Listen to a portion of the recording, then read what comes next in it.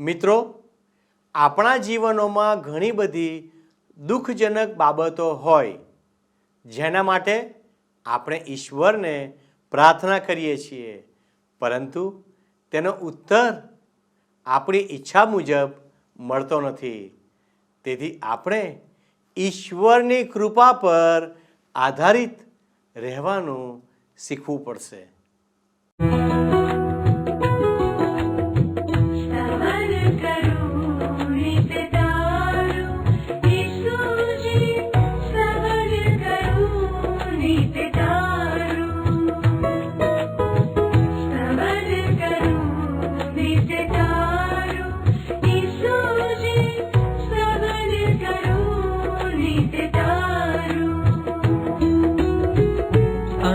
सवारे साध सुनी तऊ महिमा करूं प्रभु तारो, महिमा करूं प्रभु तारो, स्तवन करूं नित्य तारो.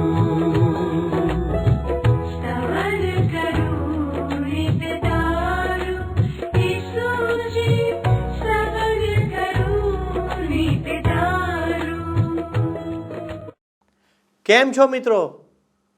આશા રાખું છું કે તમે બધા ખૂબ મજામાં હશો અને આ સમયે તમે સ્તવન કાર્યક્રમ નિહાળી રહ્યા છો.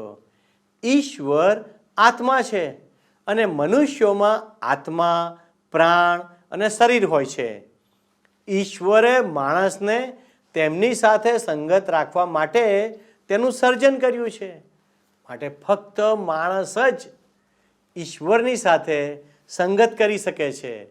પરંતુ પાપને કારણે માણસ ઈશ્વરની સંગતથી અલગ થઈ ગયો અને સ્વર્ગીય આનંદથી વંચિત રહી ગયો. ઈશ્વરનું વચન સ્વર્ગ વિશે વાત કરે છે. તે ખૂબ જ સુંદર અને સુખી સ્થળ છે જ્યાં ઈશ્વર રહે છે. જો આપણે ત્યાં હોઈશું ત્યારે જ સંપૂર્ણપણે જાણી શકીશું. સંત પાઉલને આ સ્વર્ગીય દર્શન થયું હતું, તેથી તેઓ તેના વિશે થોડી વાત કરે છે જે આપણે આજે જોઈશું. આજે આપણે કરંથીઓનો બીજો પત્ર તેનો 12મો અધ્યાય તેની 1 થી 9 કલમોનો અભ્યાસ કરીશું. આપણા જીવનમાં ઈશ્વરની કૃપાના રહસ્ય બાબતે અને સંત પાઉલનું દર્શન અને તેમના દેહમાં રહેલો કાંટો એ શું છે તે બાબતે ચર્ચા કરીશું. દુઃખો અને વિપત્તિઓ હોવા છતાં સંત પાઉલ માનવીય નબળાઈમાં ઈશ્વરના સામર્થ્યની સુંદરતા શોધે છે. આ અધ્યાય આપણને ઈશ્વરની કૃપા પર આધાર રાખવા, આપણી નબળાઈઓમાં આનંદ માણવા અને આપણા જીવનની સૌથી નબળા સંજોગોમાં પણ ઈશ્વરને શોધવાનું સમજવા માટે પ્રોત્સાહિત કરે છે. આ વિષય વસ્તુ એ વિચારને સમજાવે છે કે ઈશ્વર વિશ્વાસીઓને નમ્ર અને તેમની કૃપા પર આધાર રાખવા માટે ચોક્કસ પડકારોને તેમના જીવનમાં આવવા દે છે. તો ચાલો દર્શકો, આપણે આપણા અભ્યાસમાં આગળ વધીએ. હવે મિત્ર, તમે પ્રેષિત પાઉલે કરંથીઓને લખેલા બીજા પત્રના 12મા અધ્યાયની 1 કલમ ઉપર તમને એક શીર્ષક જોવાનું મળશે, પાઉલના સંદર્શનો. એ શીર્ષક નીચે કરંથીઓને બીજા પત્રના 12મા અધ્યાયની 1 કલમમાં પ્રેષિત પાઉલ કહે છે કે જો કે બડાઈ કરવાથી કંઈ ફાયદો થતો નથી, છતાં હું ગર્વ કરીશ. પ્રભુએ મને જે સંદર્શનો આપ્યા છે એ વિશે હું અત્યારે જણાવીશ. હવે પાઉલે પ્રભુ ઈસુ ખ્રિસ્ત માટે જે સહન કર્યું હતું એમાંના કેટલાક પ્રસંગોનો પાઉલે 11મા અધ્યાયમાં ઉલ્લેખ કર્યો હતો. આપણે એ જોઈ ગયા છીએ. પરંતુ એમાં કોઈ પાઉલના ગૌરવની કે પાઉલના મહિમાની વાત નહોતી. ઈશ્વરના પવિત્ર આત્માએ પાઉલને એ પ્રસંગોમાંના કેટલાકનો ઉલ્લેખ કરવા દીધો, જેથી કોઈ પણ માણસ એ વાંચ્યા બાદ એમ ના કહી શકે કે પોતે પ્રભુ ઈસુ ખ્રિસ્તને લીધે પાઉલ કરતા વધારે દુઃખો સહન કર્યા છે. આપણે મિત્ર પ્રભુ ઈસુ ખ્રિસ્ત માટે જે કંઈ સહન કરવાનું આવે એ હસ્તે મુખે સહન કરીએ, પરંતુ એ વિશે આપણા પોતાના જ યશોગાન ગાવા બેસી ના શકીએ. મને એક એવું કાવ્ય યાદ આવે છે. ઈસુ, મેં મારો ક્રૂસ ઊંચક્યો છે, બધું છોડીને તારી પાછળ ચાલવા. નગ્ન ગરીબ કંગાળ, તરછોડાયેલો, ફેંકાઈ ગયેલો, હવેથી તું મારું સર્વસ્વ છે. હવે આવું ગીત ઐહિક વિશ્વાસી ગાય તો કેવું લાગે? પૈસામાં આડોટતો કહેવાતો વિશ્વાસી? હું નથી માનતો મિત્ર કે પ્રભુ ઈસુ ખ્રિસ્તને ખાતર એવા માણસોએ ખાસ કંઈ ત્યાગ કર્યો હોય. ઘણા માણસો માટે એવું ગીત ગાવું પાખંડ રૂપ છે, ઢોંગ સમાન છે. આપણે બધા જ જો આવું ગીત ગાઈએ તો એ વધારે ઉચિત લાગે. કેવું ગીત? સાંભળો. આહા, મારા મુક્તિદાતા, રક્તે રંગાયા, મારા તારણહાર મૃત્યુ પામ્યા. શું મારા જેવા કીડા માટે પ્રભુ પોતાનું મસ્તક ધરી દે? એટલે તમે જુઓ મિત્ર, મુદ્દો એ છે કે મહિમા ઈસુ ખ્રિસ્તનો થવો જોઈએ. જશ અને ગૌરવ પ્રભુ ઈસુ ખ્રિસ્તને મળવા જોઈએ. આજે આપણને લોકોના જીવન પરિવર્તનની, લોકોના હૃદય પરિવર્તનની સાક્ષી અથવા તો શાહિદી સાંભળવા મળે છે અવારનવાર. સામાન્ય રીતે તો સાક્ષીમાં અથવા તો શાહિદીમાં બહુ નોંધપાત્ર અથવા વિશિષ્ટ પરિવર્તનની વાત હોય છે. સામાન્ય પરિવર્તન વિશે તો ભાગ્યે જ સાંભળવા મળે છે. પરંતુ કોઈ પણ સાક્ષી કે શાહિદીમાં હું જે બાબત નોંધું છું એ ઈસુ ખ્રિસ્ત જે સ્થાન ધરાવે છે તે છે. ઘણી બધી વાર વાર્તા વ્યક્તિ વિશે જ લાંબીને લાંબી ચાલતી હોય છે. એ કોણ હતો, શું કરતો હતો, પાપમાં કેવું જીવન જીવતો હતો અને કેવી અદ્ભુત રીતે બદલાઈ ગયો. જ્યારે પ્રભુ ઈસુ ખ્રિસ્ત વિશે સાક્ષીમાં બહુ જ ઓછું કહેવામાં આવે. ક્યારેક તો અમુક સાક્ષી સાંભળીને એમ જ લાગે કે આ ભાઈના કે આ બહેનના પરિવર્તનમાં પ્રભુ ઈસુ ખ્રિસ્તની ખરેખર કંઈ જરૂર જ હતી કે પછી નહોતી. આપણને એવો પ્રશ્ન થાય મનમાં કે આ ભાઈ અથવા તો આ બહેનના પરિવર્તનમાં પ્રભુ ઈસુ ખ્રિસ્તની ખરેખર જરૂર હતી કે નહીં. હૃદય પરિવર્તનની, જીવન પરિવર્તનની ઘણી સાક્ષીઓમાં પ્રભુ ઈસુ ખ્રિસ્તને બહુ જ ઓછો જશ કે મહિમા આપવામાં આવતો હોય છે.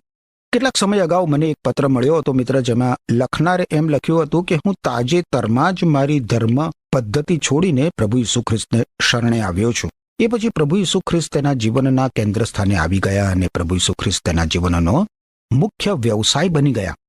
એને પ્રભુ ઈસુ ખ્રિસ્તના જ્ઞાનમાં વૃદ્ધિ પામવી છે. તમે જુઓ, મહત્વની વાત આ જ છે મિત્ર. ઈસુ ખ્રિસ્ત માટે પાઉલે કેટલું સહન કર્યું એ કહ્યા બાદ પાઉલ હવે એને થયેલા સંદર્શનની વાત કરશે અને પ્રભુ ઈસુ ખ્રિસ્ત પાસેથી તેને મળેલા પ્રકટીકરણની વાત કરશે. આપણે તો ક્યારનાય જાણીએ છીએ મિત્ર કે દમાસ્કસના માર્ગ ઉપર પ્રભુ ઈસુ ખ્રિસ્તે પાઉલને દર્શન દીધું હતું. પાઉલ પોતાના એ અંગત વ્યક્તિગત દર્શનની બહુ જ ઓછી વાત કરે છે. એ તમે નોંધ્યું ને? હું માનું છું તમે નોંધ્યું જ હશે. હવે પાઉલ 3જી કલમમાં, કરંથવાસીને લખેલો બીજો પત્ર 12મો અધ્યાય 3જી કલમમાં એક બીજા પ્રસંગની નોંધ કરે છે. તમે મારી સાથે સાથે 12મા અધ્યાયની બીજી કલમ જુઓ. બીજી કલમ શું કહે છે? એક ખ્રિસ્તી માણસને હું ઓળખું છું જેને 14 વર્ષ પહેલા છેક 3જા આકાશમાં લઈ લેવામાં આવ્યો હતો. હકીકતમાં આ બન્યું હતું કે તેને દર્શન થયું હતું તેની મને ખબર નથી. ફક્ત ઈશ્વર જ તે વિશે જાણે છે. ઈસુ ખ્રિસ્તે આકાશમાં ઉડતા પક્ષીઓના આકાશની વાત કરી હતી. પક્ષીઓ અવકાશમાં અત્યંત ઊંચે નથી ચડતા. એ આકાશ પછીનું જે આકાશ છે એ ટમટમતા તારલાઓનું અવકાશ હોય છે મિત્ર. આ બીજું આકાશ, એ ત્રીજું આકાશ નથી જ્યાં ઈશ્વરનું રાજ્યાસન છે. એક દેશના અવકાશ યાત્રીઓ ચંદ્ર ઉપર ઉતર્યા ત્યારે તેમણે એમ કહ્યું કે ચંદ્ર પર અમને ઈશ્વરના કોઈ દર્શન ના થયા. એ લોકો ચંદ્ર પર ઈશ્વરને જોવા માંગતા હતા. એમની મૂર્ખામી તો જુઓ. એમને એમ કે ઈશ્વર ચંદ્ર ઉપર રહેતા હશે. એ અવકાશ યાત્રીએ અવકાશમાં વધુ દૂર ગયા નહોતા. જવાય જ નહીં ને. અવકાશયાન લઈને પારાદેશમાં કેવી રીતે જવાય? ઈશ્વરની રાજગાદી જોવી હોય તો ત્રીજા અવકાશમાં જવું પડે મિત્ર. પાઉલ આ બીજી કલમમાં ત્રીજા આકાશમાં એ ઊંચકાઈ ગયો હતો એ અનુભવનો ઉલ્લેખ કરે છે. એ ક્યારે બન્યું એ પણ પાઉલ બતાવે છે. પાઉલ કહે છે કે તેણે કરંથીઓને બીજો પત્ર લખ્યો તેના 14 વર્ષ અગાઉ એ બનાવ બન્યો હતો. એનો અર્થ થાય મિત્ર કે આશરે પાઉલની પ્રથમ પ્રચાર સફર દરમિયાન એ બનાવ બન્યો હોવો જોઈએ. એની પ્રથમ પ્રચાર સફર દરમિયાન લિસ્ત્રામાં એને થયેલા અનુભવ વિશે પ્રેષિતોના કૃત્ય નામનું જે પુસ્તક છે બાઇબલમાં નવા કરારના વિભાગમાં, એના 14મા અધ્યાયની 19 અને 20 કલમ તમે જુઓ, 378 નંબરના પૃષ્ઠ ઉપર ત્યાં કહે છે કે પિસિદિયાના અંત્યોકથી અને ઇકોનિયમથી કેટલાક યહૂદીઓ આવ્યા. તેઓએ લોકોના ટોળાને પોતાના પક્ષમાં કરી લીધા. તેઓએ પાઉલને પથ્થરે માર્યો અને તે મરી ગયો છે તેવું ધારીને તેને નગર બહાર ઢસડી ગયા. પણ વિશ્વાસીઓ તેની આસપાસ એકઠા થયા ત્યારે તે ઊભો થઈને નગરમાં પાછો ગયો. બીજે દિવસે તે અને બારનાબાસ દેબ્રે ગયા. શું પાઉલ આ સમયે ખરેખર મૃત્યુ પામ્યો હતો? હું નથી માનતો મિત્ર કે પાઉલ મરી ગયો ના હોય. એની પૂરેપૂરી ખાતરી ના થાય તો તેના દુશ્મનો તેને ત્યાં જીવતો મૂકીને ચાલ્યા જાય એવા હતા જ નહીં ને. હું માનું છું મિત્ર કે ત્યાં સુધી તો ઈશ્વરે પાઉલને મરણમાંથી સજીવન કર્યો. પાઉલને ખાતરી નહોતી કે તેને થયેલો અનુભવ કોઈ સંદર્શન હતું કે એ વખતે ખરેખર તેને ત્રીજા આકાશમાં ઊંચકી લેવામાં આવ્યો હતો. પણ એ દેખીતું છે કે પાઉલ તેને પોતાને થયેલો અનુભવ અહીંયા બહુ સ્પષ્ટ શબ્દોમાં વર્ણવે છે. 3જી કલમમાં એ શું કહે છે જુઓ. કરંથવાસીને લખેલો બીજો પત્ર 12મો અધ્યાય 3જી કલમ. હું ફરી જણાવું છું કે આ માણસને પારાદૈસમાં લઈ લેવામાં આવ્યો હતો. ફરીથી હકીકતમાં આ બન્યું હતું કે તે દર્શન હતું તેની મને ખબર નથી, ફક્ત ઈશ્વર જાણે છે. શું પાઉલ ખરેખર મૃત્યુ પામ્યો હતો અને તેને ત્રીજા આકાશમાં એટલે કે પારાદૈસમાં લઈ જવામાં આવ્યો હતો, કે પછી એને મારીને બેભાન કરી નાખવામાં આવ્યો હતો અને તેને દર્શન થયું હતું? પાઉલ પોતે એ વિશે ખાતરીપૂર્વક કશું કહી શકે એમ નથી અને આપણે પણ એ વિશે ખાતરીપૂર્વક કોઈ તારતમ્ય કાઢી શકીએ એમ નથી. ગમે તેમ પણ પાઉલે પારાદૈસને, ત્રીજા આકાશને જોયું હતું. પાઉલે પ્રભુ ઈસુ ખ્રિસ્ત પાસેથી જે જોયું તે એ કરિન્થના વિશ્વાસીઓને લખી જણાવે છે. બીજી કલમમાં પાઉલ કહે છે કે એક ખ્રિસ્તી માણસને ઓળખું છું. એનો અર્થ એ થાય કે પાઉલ પોતાના વિશે અહીંયા વાત કરે છે, પોતાના વિશે. પાઉલના પોતાના આ અનુભવ દ્વારા એ સાબિત થાય છે મિત્ર કે ઈશ્વરે તેને અજોડ રીતે સ્પર્શ કર્યો હતો.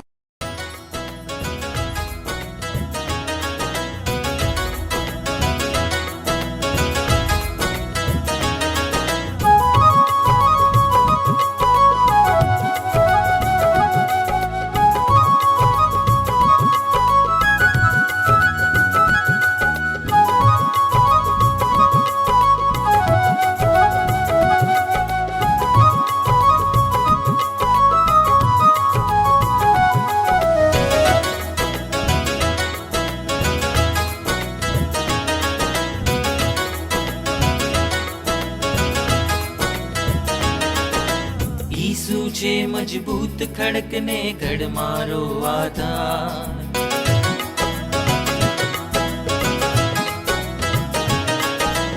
ઈસુ છે મજબૂત ખડકને ઘડ મારો આધાર. ઈસુ છે મજબૂત ખડકને ઘડ મારો આધાર. તેની ઉપર બાંધી આપણું જીવન તણું મકાન. તેની ઉપર બાંધી આપણું જીવન તણું મકાન. જીવન તણું મકાન, જીવન તણું મકાન.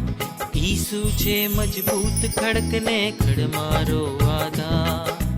ઈસુ છે મજબૂત ખડકને ખડ મારો આધાર.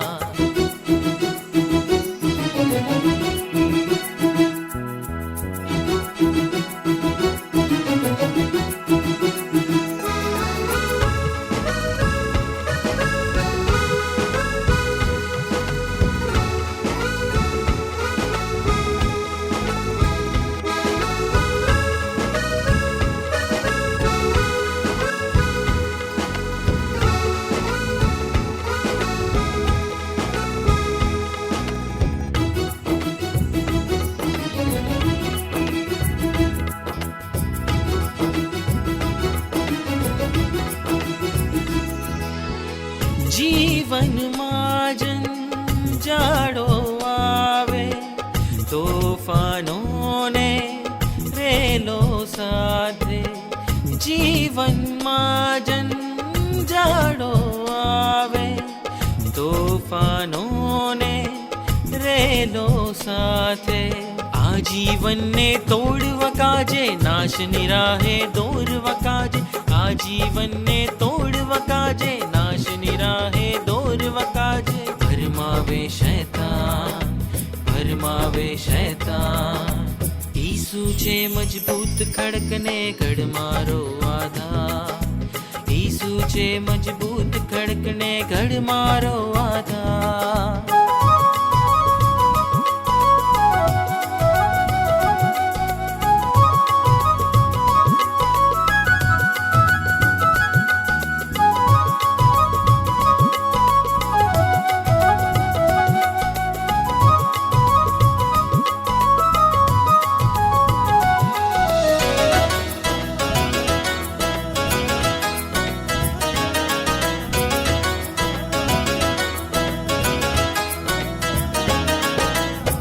જીવન અર્પણ તેને કરીએ, આજે તેને શરણે જઈએ.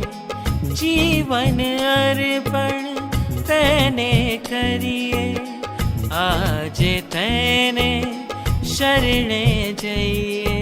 નવીન જીવનમાં આગળ વધીએ, મહિમા તેનો કરતા રહીએ. નવીન જીવનમાં આગળ વધીએ, મહિમા તેનો કરતા રહીએ. એક જ છે આધાર ઈસુ, એક જ છે આધાર ઈસુ છે મજબૂત ખડકને ગઢ મારો આધાર. ઈસુ છે મજબૂત ખડકને ગઢ મારો આધાર. તેની ઉપર બાંધીએ આપણું જીવંતણું મકાન. તેની ઉપર બાંધીએ આપણું જીવંતણું મકાન. જીવંતણું મકાન, જીવંતણું મકાન. ઈસુ છે મજબૂત ખડકને ગઢ મારો આધાર. ઈસુ છે મજબૂત ખડકને ગઢ મારો આધાર. ઈસુ છે મજબૂત ખડકને ગઢ મારો આધાર. ઈસુ છે મજબૂત ખડકને ગઢ મારો આધાર.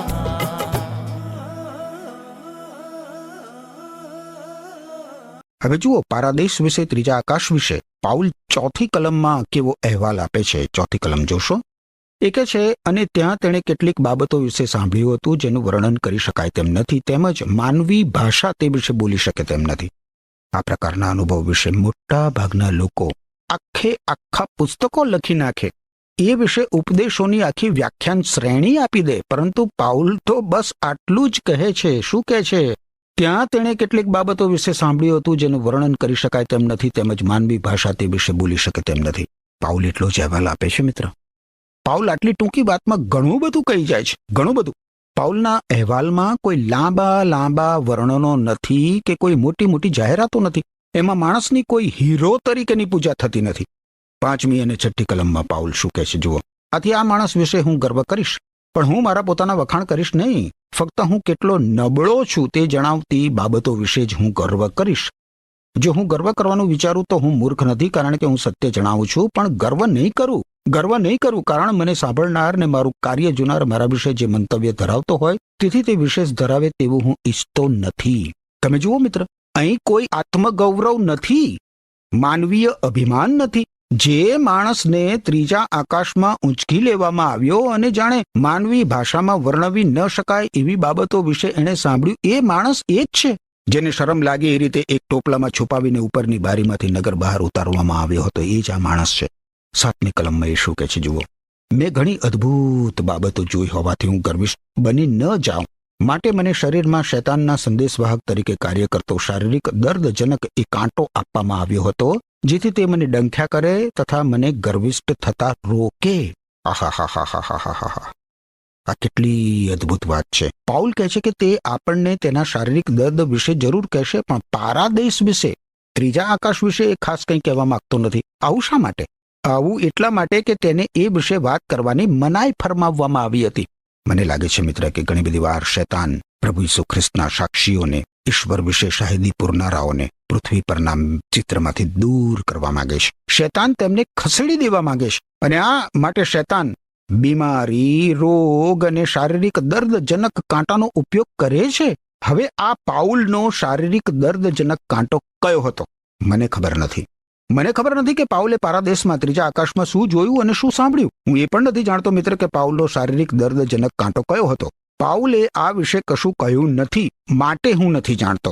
પણ જોવા જેવી વાત એ છે મિત્ર કે ઈશ્વરે પાઉલનું મોં બંધ કરી દીધું અને તેના અનુભવ વિશે અને તેના કાંટા વિશે તેને ખાસ કંઈ કહેવા દીધું નહીં. પાઉલે વિશે ખાસ કંઈ જાહેર કરતો પણ નથી. કોઈકે કહ્યું છે મિત્ર કે કૂતરાને ઘણા બધા મિત્રો હોવાનું કારણ એ છે કે તે પોતાની જીભ હલાવવાને બદલે પોતાની પૂંછડી હલાવ્યા કરે છે. હું માનું છું મિત્ર કે આપણામાંથી જો કોઈ ને ત્રીજા આકાશની સફર કરાવવામાં આવે ને, પારાદેશની મુસાફરી કરાવવામાં આવે, તો આપણે તો આપણા એ અલૌકિક અદ્ભુત અનુભવ વિશે બણગા ફૂંકવામાંથી, જીભ હલાવવામાંથી ઊંચા જ ના આવીએ, ખરું કે નહીં? પરંતુ મનમાં પ્રશ્ન એ ઉભો થાય કે ઈશ્વરે શા માટે પાઉલને શારીરિક દર્દજનક કાંટો આપ્યો? એટલા માટે કે પાઉલ નમ્ર બની રહે, ગર્વિષ્ઠ ના બની જાય. આવા સંદર્શન પછી પાઉલ હદ બહાર પોતાની જાતને ઊંચી ના કરે એટલા માટે પાઉલનો શારીરિક દર્દજનક કાંટો જે હોય તે પણ એ ખૂબ અસહ્ય હતો અને ઘણી બધી વાર એને કામ કરતા અટકાવતો હતો. આ કાંટો પાઉલના સેવા કાર્યને અવરોધતો હતો. હવે જુઓ 8મી અને 9મી કલમમાં પાઉલ શું કહે છે. 3 વાર આ સંબંધી મેં પ્રભુને પ્રાર્થના કરી અને તે દૂર કરવા વિનંતી કરી. તેમનો જવાબ હતો, તારે તો મારી કૃપાની જ જરૂર છે, કારણ જ્યારે તું નબળો હોય છે ત્યારે મારું પરાક્રમ પણ સૌથી મહાન હોય છે. મારી કોઈ પણ નબળાઈમાં ગર્વ કરતા હું આનંદ અનુભવું છું કે જેથી મારા પરના ખ્રિસ્તના પરાક્રમના રક્ષણનો મને અનુભવ થાય. હું એવું ધારું છું મિત્ર કે પાઉલની સમસ્યા કથળી ગયેલી દ્રષ્ટિની હતી. બાઇબલમાં નવા કરારના વિભાગમાં તમે ગલાતીઓને લખેલા પત્રનો અભ્યાસ કરો તો તમને દેખાશે કે પાઉલ એમાં જણાવે છે કે તેણે ખૂબ મોટા અક્ષરોમાં લખવું પડતું હતું. એનો અર્થ એ થાય કે પાઉલ બરાબર જોઈ શકતો નહોતો. હવે એ વિશે આપણે પાછળથી ચર્ચા કરીશું. પણ પાઉલનો કાંટો ગમે તે હોય પણ તે દૂર કરવા માટે પાઉલે 3 વખત પ્રભુને પ્રાર્થના કરી હતી, પણ પ્રભુ એ માટે સહમત નહોતા થયા. પ્રભુ ઈસુ ખ્રિસ્તે પ્રથમ વખતની પાઉલની પ્રાર્થના સાંભળી હતી, બીજી અને ત્રીજી એમ 3 પ્રાર્થનાઓ સાંભળી હતી. એવું નહોતું કે ઈશ્વરે પાઉલની પ્રાર્થનાઓ સાંભળી નહોતી. પ્રભુ ઈસુ ખ્રિસ્તે પાઉલની પ્રાર્થનાઓ તો સાંભળી જ હતી, પણ પાઉલને પ્રભુનો ઉત્તર હતો ના. ઘણી બધી વાર મિત્ર ઈશ્વરે આપણને નકારાત્મક ઉત્તર આપ્યો હોય, એટલે કે આપણી પ્રાર્થનાનો જવાબ નામાં આપ્યો હોય, એમ છતાં આપણે ઈશ્વર પાસે એની એ જ માંગણી કરતા રહીએ છીએ. જે બાબત મંજૂર કરવાની ઈશ્વરે ઇનકાર કર્યો હોય એ જ બાબત કરવા ઈશ્વરને વિનંતી કર્યા જ કરતા હોઈએ છીએ. હવે ઈશ્વર જો આપણે માગતા હોય એ આપણને ના આપે તો આપણે એવું માની લઈએ છીએ કે ઈશ્વરે મારી પ્રાર્થના સાંભળી નથી. ઘણી બધી વાર ઈશ્વરે મારી પ્રાર્થનાનો ઉત્તર નકારમાં આપ્યો છે, ના, પરંતુ આખરે મને સમજાઈ જાય છે મિત્ર કે ઈશ્વરે મારી પ્રાર્થનાનો નકારમાં ઉત્તર આપેલો જવાબ સર્વશ્રેષ્ઠ હતો, કલ્યાણકારી હતો. ઈશ્વરે પાઉલને કહ્યું કે તારે તો મારી કૃપાની જ જરૂર છે, તારા માટે મારી કૃપા બસ છે. ઈશ્વરે પાઉલને કહ્યું કે તે પાઉલનો શારીરિક દર્દજનક કાંટો દૂર નહીં કરે, પરંતુ એ કાંટાને સહન કરવા પાઉલને કૃપા જરૂર આપશે. આ આખા મુદ્દામાં અદ્ભુત બાબત જ એ છે મિત્ર. હવે 9મી કલમમાં ઈશ્વરે પાઉલને જે ઉત્તર આપ્યો એનો ઉત્તરાર્ધ તમે જુઓ. શું કે છે અહીંયા? જ્યારે તું નબળો હોય છે ત્યારે મારું પરાક્રમ પણ સૌથી મહાન હોય છે. બીજા શબ્દોમાં જોઈએ તો પાઉલના સેવા કાર્યમાં એ દેખીતું હતું કે પાઉલ શારીરિક રીતે સાવ નબળો હતો, કે ઈશ્વરનો પવિત્ર આત્મા તેની શક્તિ સામર્થ્ય આપતો હતો. પાઉલ 9મી કલમના ઉત્તરાર્ધમાં એટલે જ કહે છે કે મારી નબળાઈમાં ગર્વ કરતા હું આનંદ અનુભવું છું, જેથી મારા પરના પ્રભુ ઈસુ ખ્રિસ્તના પરાક્રમના રક્ષણનો મને અનુભવ થાય. અને આ સમજ તો અદ્ભુત છે મિત્ર. ઈશ્વરે પાઉલની પ્રાર્થનાનો જે જવાબ આપ્યો એ પ્રત્યે પાઉલનો આ પ્રતિઘોષ હતો. પાઉલ પોતાની નબળાઈમાં એ ગર્વ કરે. એને જે સંદર્શન થયું હતું એમાં એ અભિમાન કરતો નહોતો. કોઈ વ્યક્તિ કદાચ તમને પ્રભુ ઈસુ ખ્રિસ્તે તેને આપેલા કોઈ સંદર્શનની વાત કરવા જાય મિત્ર, ત્યારે આ બાબત તમારા મનમાં બરાબર યાદ રાખજો. તમે આવી વાતો કરવા કરતા એમના મોં બંધ થઈ જાય તો વધારે સારું. મોટે ભાગે તો એવું જ બને છે કે લોકોને કોઈ સંદર્શન થતા જ નથી. કદાચ ઉઘાડી આંખના સપના એમણે જોયા હોય, દીવા સ્વપ્ન. વારું મિત્ર, હું માનું છું કે આજના આપણા આ અભ્યાસ દ્વારા ફલિત થયેલા સત્યો તમે જરૂર યાદ રાખશો અને એ ઉપર વિચાર કરશો. કેટલી અદ્ભુત વાતો આજે ઈશ્વરના આ પવિત્ર વચનોમાંથી આપણને શીખવાની મળી. પાઉલ ગર્વ કરતો નથી અને બાઇબલમાં ઈશ્વરનું પવિત્ર વચન કહે છે કે ગર્વ એ પતનનો આરંભ છે. ઈશ્વરે આપણને જે કાંઈ કૃપાદાનો આપ્યા હોય, આવડત આપી હોય, જે કોઈ બાબતમાં આપણને નિપુણ કર્યા હોય, જે કોઈ પ્રકારના આશીર્વાદો આપ્યા હોય, એમાં ગર્વ ના કરી શકાય મિત્ર. ગર્વ તો કરી શકાય પ્રભુ ઈસુ ખ્રિસ્તમાં, કારણ કે આપણી આંખો સમક્ષ એકમાત્ર અમૂલ્ય વ્યક્તિ જો કોઈ હોય તો એ પ્રભુ ઈસુ ખ્રિસ્ત છે. આપણા આત્માના ચાહક અને આપણો ઉદ્ધાર થાય આપણા દુષ્કર્મોના બંધનોમાંથી, આપણા પાપોની શિક્ષામાંથી. એના માટે પોતાના સ્વનું બલિદાન આપનાર એ જ મુક્તિદાતા પ્રભુ ઈસુ ખ્રિસ્ત, એમને સતત આપણી દ્રષ્ટિમાં રાખીને આપણે જીવીએ એ માટે ઈશ્વર આપણને કૃપા આપે. ફરી મળીએ ત્યારે આપણા અભ્યાસમાં આગળ વધીશું. પ્રેષિત પાઉલે લખેલ કરંથવાસીને લખેલા બીજા પત્રના 12મા અધ્યાયની આગળની કલમો વાંચી રાખજો. ફરી મળીએ ત્યાં સુધી ઈશ્વર તમને પોતાની આંખોની કીકીની પેઠે પોતાની પવિત્ર પાંખોની છાયા તળે સંભાળી બચાવી રાખો. આમેન. મારા વાલા ભાઈઓ અને બહેનો, આજના અભ્યાસમાંથી આપણે શીખ્યા કે સંત પાઉલને મહાન સંદર્શન અને પ્રકટીકરણ થયા હોવા છતાં પોતે બડાઈ ન મારે માટે સંત પાઉલના શરીરમાં શિક્ષા આપવા માટે શૈતાનના દૂત તરીકે કાંટો આપવામાં આવ્યો, જેથી તેઓ ઘમંડી ન બને. આ બાબત આપણને નમ્ર બની રહેવા પાછળ દુઃખનો હેતુ શું છે તે શીખવે છે. શું મિત્રો, આપણે આજે કોઈ બાબતમાં ઘમંડ કરીએ છીએ તો ચેતજો, આ દેહનો કાંટો દૂર કરવા તેમણે ઈશ્વરને 3 વાર પ્રાર્થના કરી. પણ ઈશ્વરે શું કહ્યું ખબર છે મિત્રો? તેમણે કહ્યું કે તારે માટે મારી કૃપા બસ છે, કેમ કે મારું સામર્થ્ય નિર્બળતામાં સંપૂર્ણ થાય છે. અને કદાચ આપણને જો કોઈ રોગ હોય તો મિત્ર, તમે ઘણા સમયથી પ્રાર્થના કરતા હોય પણ જવાબ ના મળે તો સમજી લેજો કે તમારે માટે ઈશ્વરની કૃપા બસ છે. માટે મિત્ર, નબળાઈઓમાં પણ આનંદ કરજો અને ઈશ્વરની કૃપાનો અનહદ લાભ લેજો.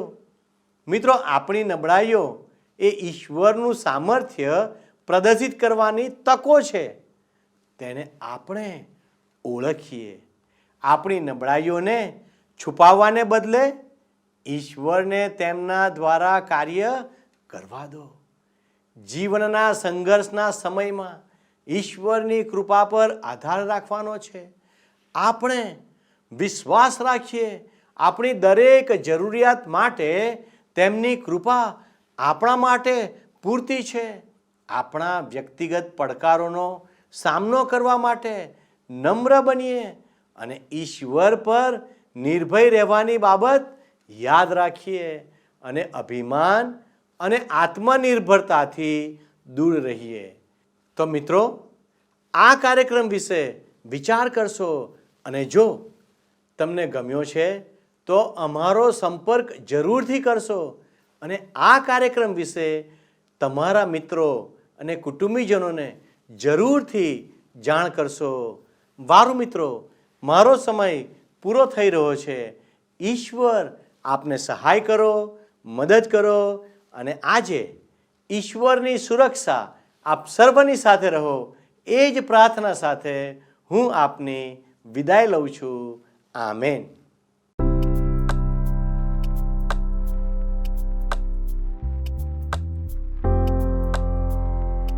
મિત્રો, ગત પ્રશ્નોનો જવાબ છે ટોપલાનો.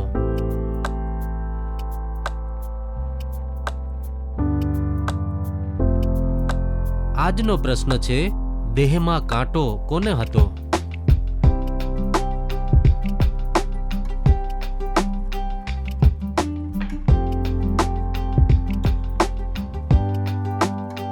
જવાબ આપેલ સ્ક્રીન પર દર્શાવેલ વોટ્સએપ નંબર પર આપવાનો રહેશે. કાર્યક્રમ દરમિયાન પૂછેલા પ્રશ્નોનો સાચો જવાબ આપનાર વિજેતાઓના નામ દર મહિનાના પ્રથમ સોમવારે જાહેર કરવામાં આવશે.